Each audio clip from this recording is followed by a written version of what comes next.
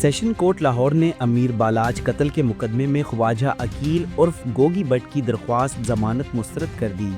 تفصیلات کے مطابق ایڈیشنل اینڈ سیشن جج نجف حیدر نے خواجہ عقیل عرف گوگی بٹ کی درخواست ضمانت پر سماعت کی۔ خواجہ عقیل عرف گوگی بٹ عبوری ضمانت کی میعاد ختم ہونے پر پیش نہیں ہوئے اور نہ ہی ان کی طرف کوئی وکیل پیش ہوا۔ عدالت نے عدم پیروی کی بنیاد پر گوگی بٹ کی درخواست ضمانت مسترد کر دی۔ گوگی بٹ نے امیر بالاج قتل کے مقدمے میں ضمانت کی درخواست دائر کی تھی، جس پر عدالت نے آج تک ضمانت منظور کر رکھی تھی۔ تھانہ چوہنگ پولیس نے امیر بالاج کے قتل پر مقدمہ درج کر رکھا ہے۔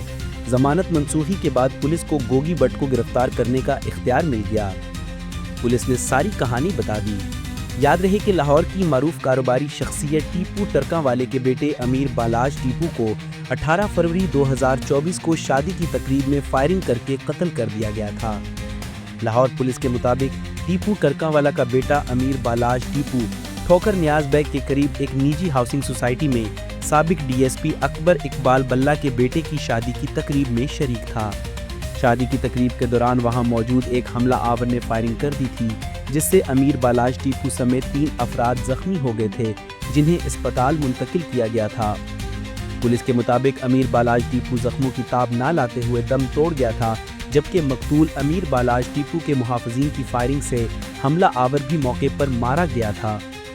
بعد ازاں اگست 2024 میں امیر بالاج ٹیپو قتل کیس کا مرکزی ملزم احسن شاہ مبینہ مقابلے میں ہلاک ہو گیا تھا۔